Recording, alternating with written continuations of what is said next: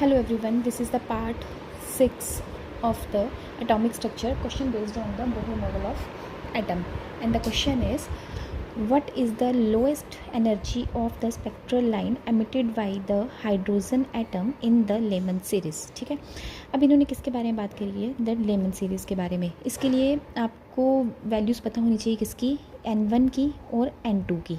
ठीक है, तो लेमन के लिए N1 की वैल्यू कितनी होती है 1 एंड N2 की वैल्यू कितनी होती है 2, 3, 4 एंड 5 तक जाती है। और रीज़न कैसा होता है इसका, तो यूवी रीज़न है। ठीक है, ऐसे ही Balmer, Paschen, Brackett and Pfund series की वैल्यूज़ होती हैं। ठीक है, N1 की वैल्यू।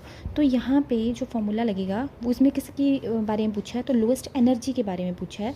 तो then the formula is delta E is equals to HCRH bracket में 1/N1 minus 1/N2 square, 1/N1 square minus 1/N2 square. ठीक है, तो N1 की वैल्यू कितनी है, N1 for the lemon series N1 कितना है 1 एंड N2 कितना है 2। ठीक है, अब इसकी वैल्यू पुट करेंगे, then delta E is equals to HCRH 1/1 square minus 1/2 square. Clear. फिर अब इसका ऑप्शन में देख लो, तो ऑप्शन में क्या आई है, HRHC की टर्म में ही आंसर है। ठीक है, तो हम इसके साथ इसको वैसे ही रहने देंगे, सिर्फ इसी को सॉल्व करेंगे।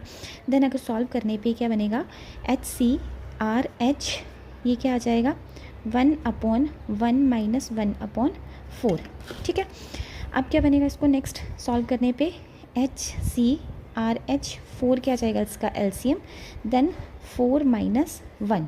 ठीक है, फिर क्या बनेगा ये HCRH 3 4 minus 1 3 divided by 4 and delta E इसको रीअरेंज करके लिख लो, तो delta E is equals to 3HCRH/4। ये कौन से वाले ऑप्शन में है, तो this is in option number 2, that option B is 3HRC/4।